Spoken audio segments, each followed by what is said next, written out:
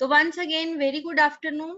तो today we'll start with the next chapter, new chapter, that is the plant kingdom. तो plant kingdom की बात करते हैं. तो देखो हम पहले भी पढ़ चुके हैं कि हमारी जो 5 kingdom classification है उसके अंदर हमारे पास 5 main kingdoms हैं. पहले तो जो classification थी उसमें तो दो ही किंगडम्स में क्लासिफाई किया गया था, kingdom Plantae and kingdom animalia. जो चीज मूव करती थी एनिमेलिया में रख दी, नहीं मूव करती थी प्लांटी में. जो फोटोसिंथेसिस कर लेती थी प्लांटी में, जो अपना खाना नहीं बना सकते थे वो एनिमेलिया. उसके बाद काफी सिस्टम्स ऑफ क्लासिफिकेशन आए, लेकिन जो फाइनली एक्सेप्टेड क्लासिफिकेशन है that is of RH Whittaker, जिसमें 5 किंगडम क्लासिफिकेशन है, जिसमें हमने पूरी बायोडाइवर्सिटी का मतलब होता है life forms, different different forms of life जो एग्जिस्ट करती है इस प्लेनेट के ऊपर, उनको हमने 5 किंगडम्स के अंदर डिवाइड कर दिया. ठीक है, तो किंगडम्स जो है वो है monera, protista, then fungi, then plantae and then animalia. तुम्हारा मोनेरा शायद साइड बाय साइड चल रहा है, फंजाई तुम्हारा हो गया. तो इसके साथ हम आज स्टार्ट करेंगे, that is the kingdom Plantae. तो किंगडम प्लांटी जो है, देखिए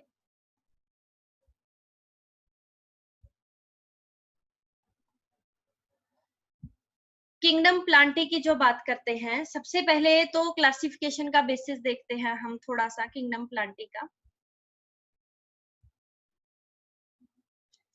5 किंगडम क्लासिफिकेशन देखते हैं. पहले ऑर्गेनिजम्स को दो ग्रुप्स में क्लासिफाई किया गया. एक होते हैं प्रोकैरियोट्स. प्रो का मतलब होता है primitive, pro means primitive and karyon means nucleus. और दूसरे हैं यूकैरियोट्स. यू का मतलब होता है हमारे पास that is the eu means true and karyotes means nucleus. तो यूकैरियोट्स कौन से होंगे? जिनके पास ट्रू न्यूक्लियस होएगा. तो यूकैरियोट्स को हम आगे डिवाइड करते हैं यूनिसेलुलर और मल्टीसेलुलर में. यूनिसेलुलर में हमारे पास प्रोटिस्टा आता था, मल्टीसेलुलर में हमारे पास फिर हमने क्लासिफिकेशन की on the basis of cell wall. जिनके पास सेल वॉल है उनको अलग कर दिया, जिनके पास नहीं है उनको अलग कर दिया. तो एनिमल्स के पास सेल वॉल नहीं होती, इसीलिए उसको नाम दे दिया एनिमेलिया का. और जिनके पास सेल वॉल होती है फिर उनकी क्लासिफिकेशन की ऑन द बेसिस ऑफ कि वो फोटोसिंथेसिस परफॉर्म कर सकते हैं कि नहीं. जो नहीं कर सकते उनको फंजाई में रख दिया, और जो कर सकते हैं उनको हमने प्लांटी में रख दिया. तो आज हमारा जो मेन कंसर्न है दैट इज ऑफ प्लांटी. ठीक है, तो इसमें हमने प्लांट किंगडम के बारे में पढ़ना है. तो पहले प्लांट किंगडम की क्लासिफिकेशन का बेसिस देखते हैं हम. देखो प्लांट किंगडम की क्लासिफिकेशन का बेसिस क्या है. प्लांट किंगडम को हमने दो ग्रुप्स में डिवाइड किया. एक हमारे पास आते हैं फनेरोगैम्स और दूसरे हमारे पास आते हैं, एक मिनट, एक हमारे पास पहले इधर लिखने थे क्रिप्टोगैम्स और दूसरे हमारे पास आते हैं फनेरोगैम्स. क्रिप्टोगैम्स जो हैं,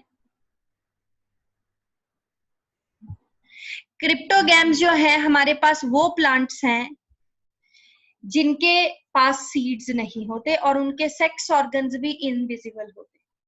तो जो प्लांट्स विदाउट सीड्स होते हैं उनको हम नाम देते हैं क्रिप्टोगैम्स का, और जिनके पास सीड्स होते हैं उनको हम नाम देते हैं फनेरोगैम्स का. तो दो उसमें क्लासिफाई किया. एक हमने देखा cryptogams that is the without seeds, जिनके पास सीड्स नहीं होते और उनके सेक्स ऑर्गन्स भी जो होते हैं वो इनविजिबल होते हैं, उनको कहते हैं क्रिप्टोगैम. फनेरोगैम्स जिनके पास सीड्स होंगे और उनके सेक्स ऑर्गन्स क्लियरली विजिबल होंगे, उनको हम नाम देते हैं फनेरोगैम्स का.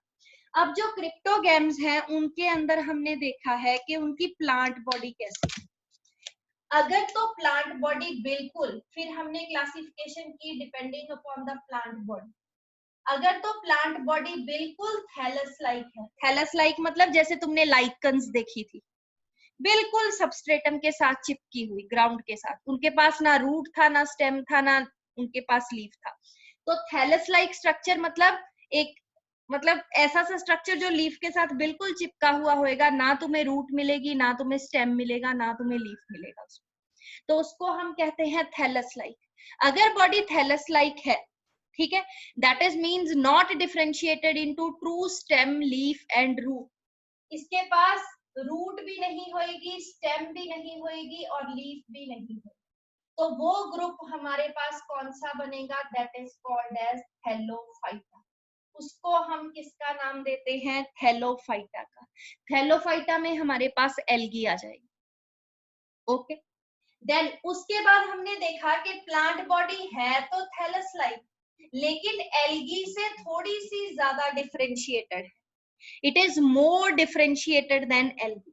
तो उसको हम नाम देते हैं किसका, ब्रायोफाइटा का। Bryo means moss and phyta means plant. तो इस ग्रुप के अंदर हम मॉस प्लांट्स को इंक्लूड करेंगे। ठीक है, तो अगर हमने देखा कि बॉडी जो है तो थैलस जैसी, but it is more differentiated than algae, then the group is bryophyta. Bryo means moss and phyta means plants. तो इनको हम moss plants का नाम देंगे। ठीक है, उसके बाद देखा कि अगली जो एडवांस्ड क्लास थी उसमें हमारे पास क्या आ गया, that is the root, stem और लीफ। लेकिन अभी भी सीड्स प्रेजेंट नहीं है। रूट, स्टेम, लीफ आ गया। मैम, कैन कैक्टस भी considered as thallus? No, cactus नहीं, थैलस नहीं कंसिडर कर सकते कैक्टस को। कैक्टस तो ग्राउंड से ऊपर उठता है, कैक्टस तो ग्रो करता है। It is not a thallus, it is a xerophytic plant. But are moss plants, moss plants होते हैं जो अपने अंदर काफी ज्यादा अमाउंट पानी की रिटेन कर लेते हैं, अपने बॉडी वेट से काफी गुना, कई गुना ज्यादा जो है वो रिटेन कर लेते हैं वाटर अपनी बॉडी के अंदर। उनको कहते हैं मॉस प्लांट्स। अभी मैं कराऊंगी ग्रुप में। तो नेक्स्ट हमारे पास है थर्ड ग्रुप। उसकी बॉडी जो है, बॉडी के पास रूट भी आ गई, स्टेम भी आ गई, लीफ भी आ गई, लेकिन सीड्स नहीं थे, इसीलिए वो इस ग्रुप में ही रख दिया। तो उस ग्रुप का नाम हमारे पास क्या है, टेरिडोफाइटा। उसको क्या नाम देते हैं, टेरिडोफाइटा। टेरिडो, टेरिडो का मतलब क्या होता है, टेरिडो के अंदर हमारे पास मेनली आती है फर्न्स। जो हम बहुत सुंदर सुंदर फर्न्स देखते हैं ना लगी हुई, वो सारे फर्न प्लांट्स हमारे किस में आते हैं, टेरिडोफाइटा। तो पहली बेसिस ऑफ क्लासिफिकेशन हमने रखी कि whether the seeds are present और नॉट। अगर सीड्स नहीं है तो नाम दिया क्रिप्टोगैम्स का। इनमें सेक्स ऑर्गन्स जो होते हैं वो इनविजिबल होते हैं, नॉट क्लियरली विजिबल। इसमें हम वर्ड इनकॉन्स्पिकस भी यूज कर सकते हैं। इनकॉन्स्पिकस का मतलब होता है नॉट क्लियरली विजिबल।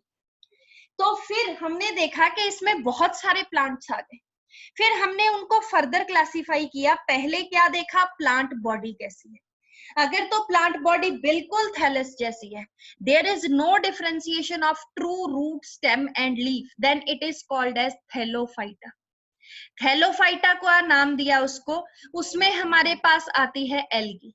ठीक है, एल्गी की भी आगे टाइप्स है, वो हम आज करेंगे। ठीक है, फिर हमने देखा कि प्लांट बॉडी है तो थैलस जैसी, उसके पास रूट, स्टेम, लीफ नहीं है, but plant body is more differentiated than algae.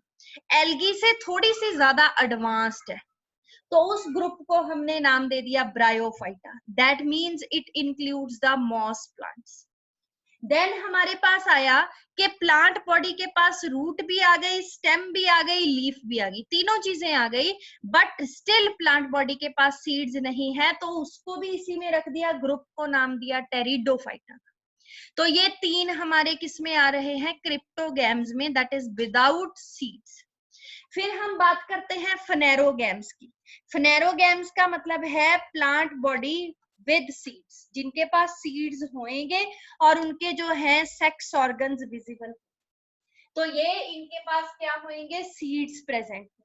अब देखते हैं सीड्स कैसे हैं। अगर तो सीड्स बेटा उसके नेक्ड है, मतलब seed is not covered by the fruit, ऐसे ही डायरेक्टली लगा हुआ है, नेक्ड सीड है, देन उसको नाम देते हैं जिम्नोस्पर्म्स का। जिम्नो मीन्स नेक्ड, स्पर्म्स का मतलब है यहाँ पे सीड्स, तो नेक्ड सीड्स होंगे। लेकिन अगर उनके सीड्स जो है कवर्ड है, कौन कवर करेगा, फ्रूट कवर करेगा, तो उनको हम नाम देते हैं एंजियोस्पर्म्स का। एंजियो मीन्स कवर्ड और स्पर्म्स का मतलब क्या है, सीड्स, तो उनको हम नाम देते हैं किसका, एंजियोस्पर्म्स का। देखो हम जब फ्रूट खाते हैं, एप्पल खा लो, मैंगो खा लो, कुछ भी खा लो, तो हम जब फ्रूट खा रहे होते हैं तो फ्रूट के बीच में से सीड निकलता है। तो वो इसका मतलब जिसका फ्रूट खाने के बाद अंदर से सीड निकले तो वो सीड कवर्ड है। तो इसका मतलब हम क्या खा रहे हैं? Angiosperm that belongs to group phanerogams, क्योंकि उसके पास कवर्ड सीड्स है। लेकिन जिसका सीड डायरेक्टली प्लांट के ऊपर लगा हुआ हो, उसके बाहर कोई फ्रूट नहीं होता। जैसे हम चिलगोजा खाते हैं, चिलगोजा पाइनस के सीड्स खाते हैं, चिलगोजा पाइन है, ये दिवाली के आसपास आती है ना चिलगोजा नट, हम खाते हैं। वो ऐसे ही डायरेक्टली प्लांट के ऊपर लगी होती है, उसके बाहर कोई फ्रूट नहीं होता। तो ऐसे जो नेक्ड सीड्स होते हैं उनको हम नाम देते हैं किसका? जिम्नोस्पर्म्स का। तो मेनली हमारे पास 5 ग्रुप्स हैं इसमें जो हमने डिस्कस करने हैं one by one. First one is the algae, thallophyta, बिल्कुल थैलस जैसी बॉडी। दूसरा हमारे पास आ गया that is the bryophyta, moss plant. तीसरा टेरिडोफाइटा जिसमें फर्न्स एंड हॉर्स टेल्स आएंगे। चौथा हमारे पास आ गया gymnosperms, plants with the naked seeds. हाँ, इन दोनों के पास बॉडी कैसी होएगी? Having root, stem and leaf, तीनों चीजें होंगी, रूट भी होएगा, स्टेम भी होएगी, लीफ भी होएगा। Then angiosperms, the most advanced plants, इतने एडवांस्ड कि दे हैव कवर्ड ऑलमोस्ट, मतलब पूरी अर्थ प्लेनेट को इसने कवर कर लिया है एंजियोस्पर्म्स ने। ठीक है, क्योंकि इनके पास सीड्स जो हैं they are covered inside the fruits. Okay, done. तो तुम्हें क्लासिफिकेशन क्लियर है? अगर क्लियर है तो थम्स अप करो, अगर किसी को डाउट है तो you can ask me. Okay, ठीक है मैम, हाँ जी, पूछिए। ऐसा कि अभी आपने बताया था कि थैलोफाइट में ये चीज एब्सेंट होती है, ब्रायोफाइट में ये और टेरिडोफाइट में ये। समझ तो नहीं आया बच्चे? एक बार ये रिपीट कर दो कि क्रिप्टो गेम के टाइप्स में कौन कौन सी चीज एब्सेंट होती है। किसमें क्या क्या पूछ रहा है? मुझे आवाज क्लियर नहीं आ रही आपकी। मैं चैट बॉक्स में लिख देता हूँ नहीं नहीं, बता, बोल, अब साफ आ रही है। कि जो थैलोफाइट है, ब्रायोफाइट है, टेरिडोफाइट है, इसमें क्या क्या एब्सेंट होता है। तो वो हम अभी डिटेल में ग्रुप करेंगे। आज हम एल्गी का स्टार्ट करते हैं। अभी मैं एल्गी के जनरल कैरेक्टर्स कराऊंगी, तो उसमें जनरल कैरेक्टर्स में हम डिफरेंशिएशन ही करेंगे कि एल्गी में क्या क्या होता है, ब्रायोफाइटा में क्या क्या होता है, सेक्स ऑर्गन्स कैसे हैं, लाइफ साइकिल कैसा है, सारी चीजें करेंगे। ओके, लेकिन वन बाय वन होएगा, पहले हम एल्गी से स्टार्ट करेंगे। ठीक है जी? Yes ma'am. हाँ, तो आज हम एल्गी के करते हैं जनरल कैरेक्टर्स। तो यहां तक तुम्हें क्लियर है? क्लासिफिकेशन में तो कोई दिक्कत नहीं है?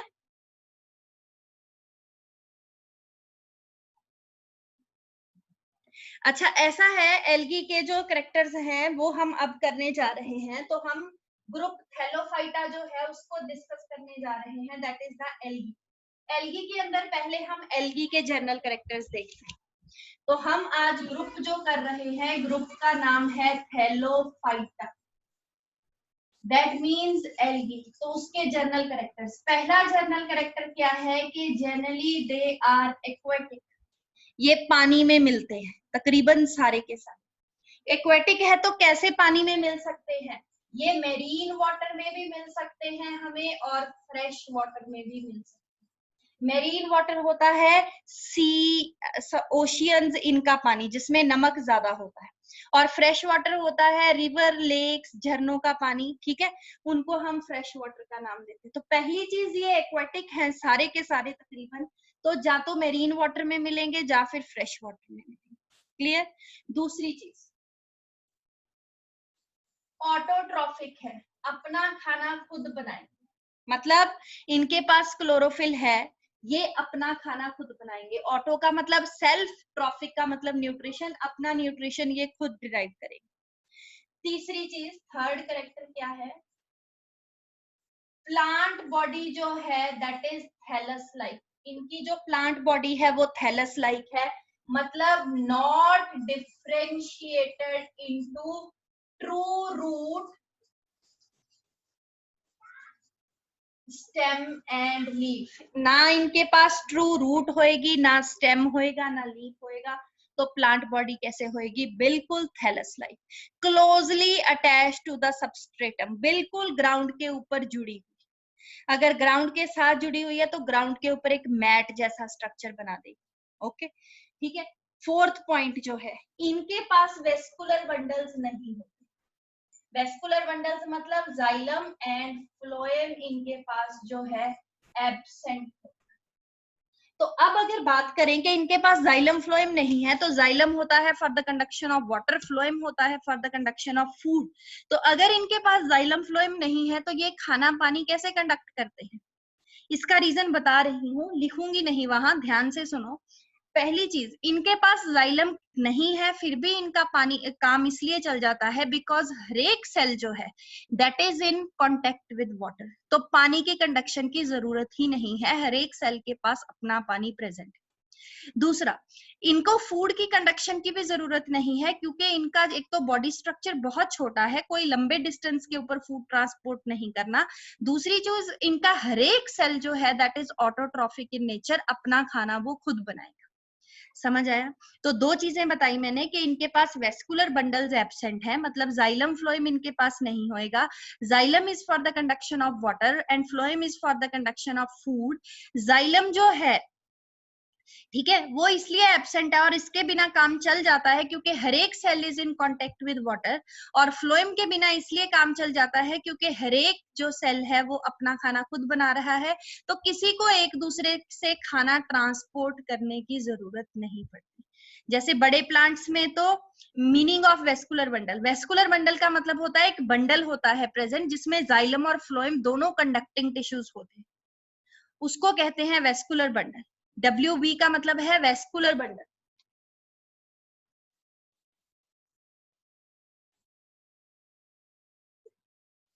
वेस्कुलर बंडल्स जो कंडक्शन में हेल्प करेंगे, ठीक है। तो ये पॉइंट क्लियर है कि इनके पास जाइलम फ्लोएम नहीं है। देन इनके पास कोई भी मैकेनिकल टिश्यू नहीं।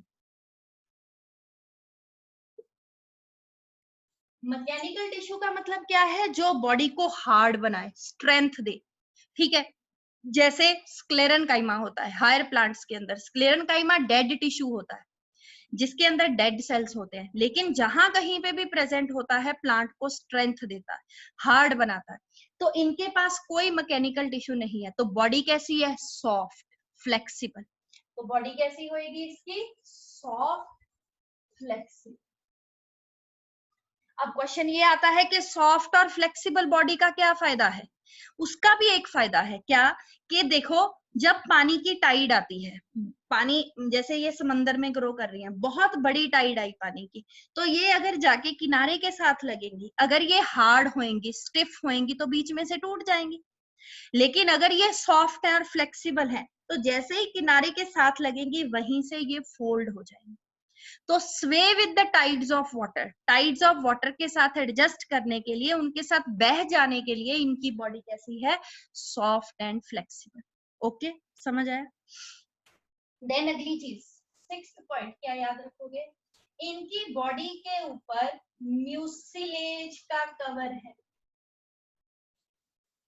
म्यूसिलेज क्या होता है? एक जेल जैसा सब्सटेंस होता है, जैसे एलोवेरा के पत्ते को तोड़ो तो उसमें से जो निकलता है, जो लोग अपने फेस पे लगाते हैं for the glow and all purposes, ठीक है, वो म्यूसिलेज होता है बेसिकली। तो इनकी बॉडी के ऊपर भी म्यूसिलेज, तुम एल्गी के ऊपर पैर रखो तो तुम स्लिप कर जाते हो जहां कहीं पे भी लगी, ड्यू टू दिस म्यूसिलेज, ठीक है। तो इनकी बॉडी के ऊपर म्यूसिलेज की सिक्रीशन कवरिंग प्रेजेंट होगी। अब इसका क्या फायदा? इसके तीन फायदे। पहला फायदा क्या है? अगर ये पानी से बाहर निकल गई पानी की टाइड के साथ, तो बाहर पड़ी पड़ी ये सूख सकती है, डेसिकेट हो सकती है। तो डेसिकेशन ना हो इसीलिए म्यूसिलेज का कवर प्रेजेंट है, इसको सूखने से बचाता है। दूसरी चीज, जो चीज हर टाइम पानी में रहती है तो पानी की वजह से वो चीज गलनी शुरू हो जाती है, पानी की वजह से उसके ऊपर डिकेइंग इफेक्ट आना शुरू हो जाता है।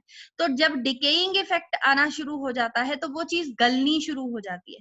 लेकिन एल्गी हमेशा पानी में रहती है फिर भी कभी गलती नहीं है क्योंकि म्यूसिलेज उसको डिकेइंग इफेक्ट से बचा के रखता है। तीसरी चीज, कई कई बार क्या होता है, किसी प्लांट के ऊपर दूसरे प्लांट्स ग्रो कर जाते हैं, मतलब एपीफाइट्स। एपी मींस ऊपर, फाइट का मतलब है प्लांट। एपीफाइट्स का मतलब है जो प्लांट किसी और प्लांट के ऊपर ग्रो करेगा। तो एल्गी के ऊपर भी कोई प्लांट ग्रो कर सकता है, तो कोई ग्रो ना करे इसीलिए इसके ऊपर क्या है, म्यूसिलेज का कवर। तो 3 फंक्शंस हो गए म्यूसिलेज के कवर के। पहला डेसिकेशन से बचाना, दूसरा काम क्या था, to prevent from the decaying effect of water, और तीसरा काम क्या था, टू प्रिवेंट एपिफिटिक ग्रोथ। मैं तीनों लिख देती हूँ तुम्हें, इसके बाद मैं इसका स्क्रीनशॉट भेज दूंगी ताकि अगर तुमने नोट डाउन करने, क्योंकि मैंने ये सारे पॉइंट्स पीपीटी में नहीं डाले, मैंने कुछ पॉइंट से सोचा कि तुम्हें ऐसे ही बता दूंगी, सारे नहीं डाले मैंने, ठीक है। इसीलिए मैं तुम्हें अभी शो भी नहीं कर रही, मैं इसके बाद शो करूंगी तुम्हें सारी स्लाइड, ठीक है। तो किस क्या क्या फायदे हैं, एक तो डेसिकेशन से बचा के रखेगी,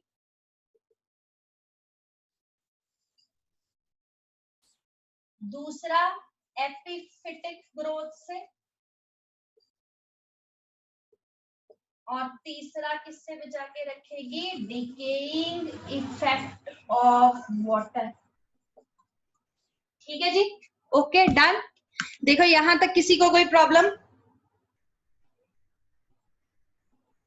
मैं अब एपिफाइटिक ग्रोथ, हाँ जी क्या बोल रहे हो? एपिफाइटिक ग्रोथ एक बार दोबारा बता दो। एपिफिटिक ग्रोथ बता रही, मैं एक फोटो क्लिक कर लूं उसकी।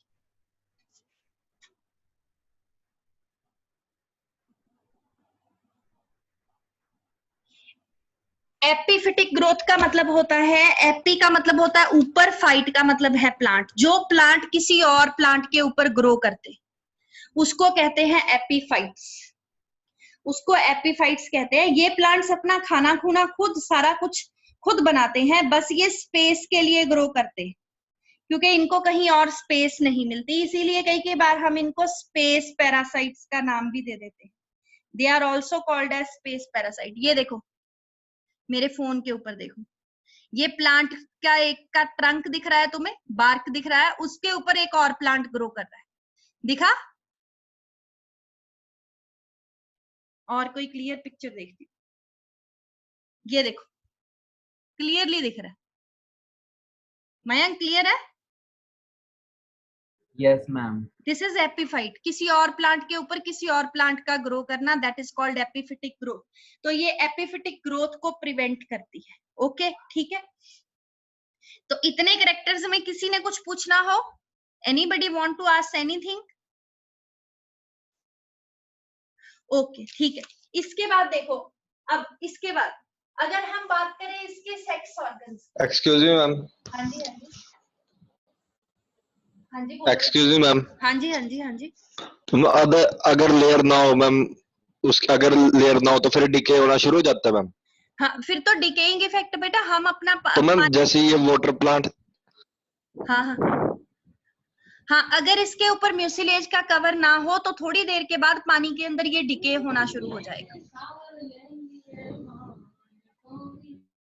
ठीक है हर्ष सनी? मैम जैसे ये जो वाटर, मैम जो वाटर प्लांट्स होते, हाँ हाँ जो वाटर प्लांट्स होते हैं, मैम जैसे जो वाटर प्लांट्स होते हैं मैम, वो भी नहीं होते। वो भी नहीं होते क्योंकि उनके सबके ऊपर म्यूसिलेज का कवर होता है। जैसे हम लोटस वगैरह की बात करते हैं, वो तो होते नहीं मैम डीके, उनके ऊपर भी मैम लेयर ही होती है। नहीं बेटा उनको तुम हाथ लगा के देखो ना, उनकी लेदरी सी टच होती है, बहुत लेदरी अपीयरेंस होती है उनकी। तो वो जो लेदरी अपीयरेंस होती है that is due to mucilage only. जो हाइड्रोफाइट्स होते हैं ना, जो पानी में ग्रो करते हैं, एक्वेटिक प्लांट्स, इनका एक सबसे इंपॉर्टेंट कैरेक्टर है कि इनके जो लीव्स वगैरह होंगे, इनकी जो बॉडी होएगी, that will be covered by mucilage. ये इनका इंपॉर्टेंट कैरेक्टर है जो इसको पानी के डिकेइंग इफेक्ट से बचा के रखता है। फिर चाहे वो एल्गी हो, चाहे वो कोई हायर प्लांट हो, जितने भी पानी में होंगे उनके पास म्यूसिलेज का कवर प्रेजेंट होएगा। तुम एक टेरेस्ट्रियल जो बाहर धरती पे मिट्टी में ग्रो कर रहा है उसके पत्ते को हाथ लगा के देखो, फिर तुम जो पानी में रहता है 24 घंटे, ठीक है, उसके पत्ते को हाथ लगा के देखो, तुम्हें वो वेलवेटी सा अपीयर होएगा म्यूसिलेज के कवर की वजह से। ठीक है,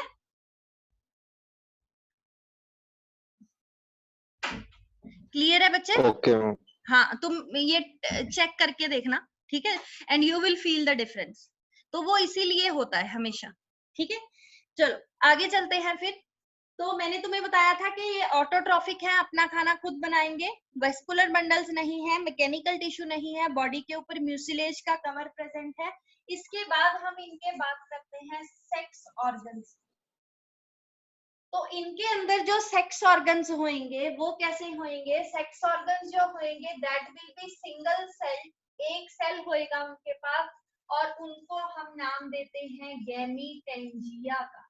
it is called as gametangia. Sex organs को हम नाम देते हैं गैमीटेंजिया का, और सिंगल सेल्ड होंगे, एक सेल होएगा उनके पास। तो अगर हम बात करें इनके अंदर रिप्रोडक्शन की, तो रिप्रोडक्शन इनके अंदर तीनों तरीके से होती है। Vegetative reproduction mainly with the help of fragmentation.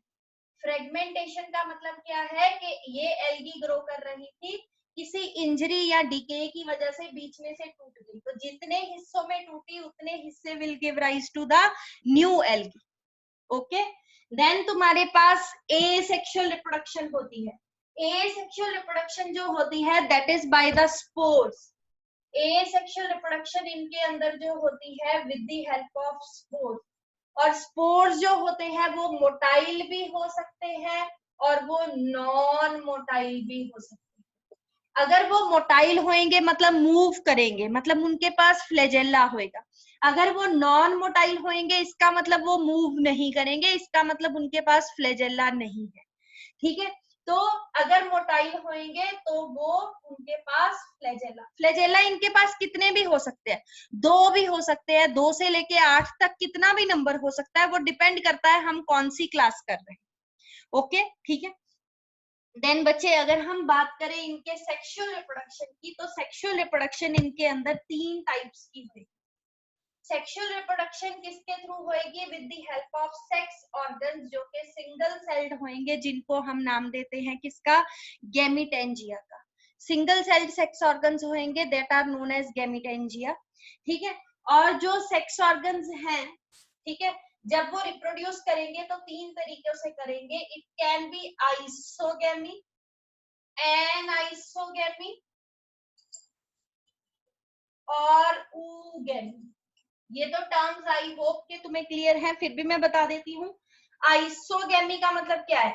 Fuse करने वाली गैमीट्स का शेप, साइज, स्ट्रक्चर बिल्कुल सेम है। एनाइसोगैमी, फ्यूज करने वाली गैमीट्स का शेप, साइज, स्ट्रक्चर जो है वो क्या है? दैट इज डिफरेंट है। वैसे गैमीट्स मोटाइल है। ooगैमी में फीमेल गैमीट बड़े साइज की है, फूड लेडन है, लेकिन वो मोटाइल नहीं है। ये फीमेल गैमीट है, बड़े साइज की है, लेकिन वो मोटाइल नहीं है। मेल गैमीट जो है दैट इज छोटे साइज की है और वो मोटाइल है, मूव कर सकती है, दैट इज कॉल्ड ooगैमी। तो सेक्सुअल रिप्रोडक्शन 3 तरीके से होएगी।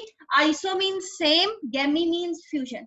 तो अगर दोनों सेम है, साइज, शेप, स्ट्रक्चर, और फ्यूज करती हैं, आइसोगैमी। एनाइसो डिफरेंट है अगर शेप, साइज, स्ट्रक्चर, बट दोनों केसेस में मोटाइल गैमीट्स होंगे।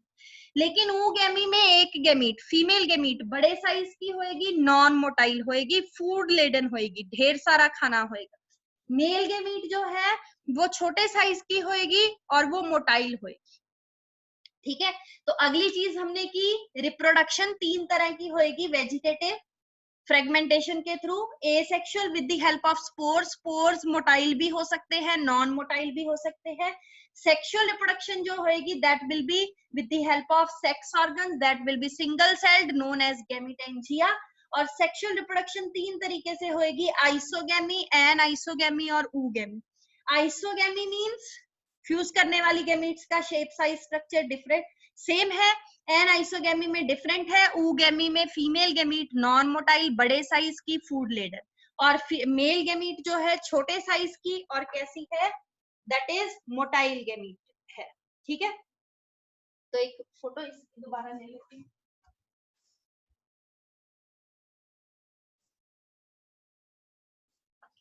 ठीक है जी, क्लियर? हाँ, किसी ने कुछ पूछा है, मैं बताती हूँ देख के क्या है।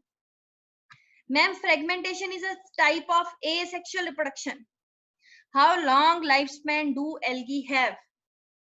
अच्छा, fragmentation is a type of asexual. asexual में बेटा सिंगल पेरेंट इन्वॉल्व होता है, और वेजिटेटिव में बॉडी पार्ट इन्वॉल्व होता है, तो इसीलिए फ्रेगमेंटेशन जो है it is not a type of asexual, it is vegetative reproduction. अगर ये मेरी बॉडी है, इसकी उंगली काटू, मेरे जैसे एक और खड़ा हो जाए तो वो होएगी वेजिटेटिव। अगर मेरी गैमीट से मेरे जैसा एक और पैदा हो जाए तो वो होएगी एसेक्सुअल, सिंगल सेक्स इन्वॉल्व। अगर दो सेक्सेस के फ्यूजन से होती है तो वो होएगी तुम्हारे पास सेक्सुअल रिप्रोडक्शन। क्लियर है? इसका लाइफ स्पैन जो है डिपेंड करता है हम कौन सी एल्गी कर रहे हैं, it varies from species to species. How spores are classified on the basis of presence or absence of flagella. Flagella की एब्सेंस और प्रेजेंस के ऊपर, अगर फ्लैजेला है तो मोटाइल मूव करेगा, अगर फ्लैजेला नहीं है तो मूव नहीं करेगा। ठीक है, तो इसके बाद इसका लास्ट पॉइंट जो है इसकी क्लासिफिकेशन, इसका सॉरी जर्नल कैरेक्टर्स में इसका लाइफ साइकिल। ठीक है, तो लाइफ साइकिल देखते हैं जरा ध्यान से कैसा है।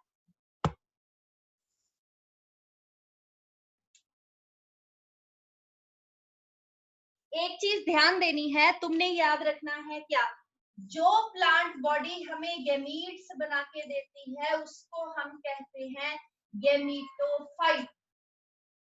जो प्लांट बॉडी हमें स्पोर्स बना के देती है उसको हम नाम देते हैं स्पोरोफाइट। ये चीजें याद रखनी है, जो गैमीट्स बना के देगी गैमीटोफाइट, जो स्पोर्स बना के देगी उसको नाम देते हैं हम स्पोरोफाइट का।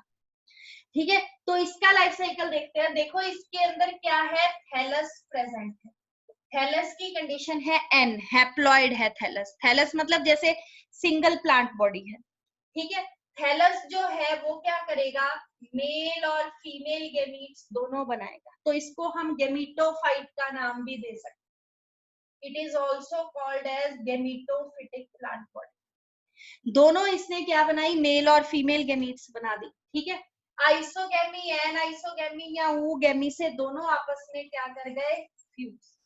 तो जब फ्यूज करे तो फ्यूजन की प्रोडक्ट क्या बनी, जाइगोट। एन ये था तो जाइगोट जो था वो क्या बन गया, 2n, डिप्लॉइड। ठीक है, अब ये जो जाइगोट है इसके अंदर होती है मियोसिस।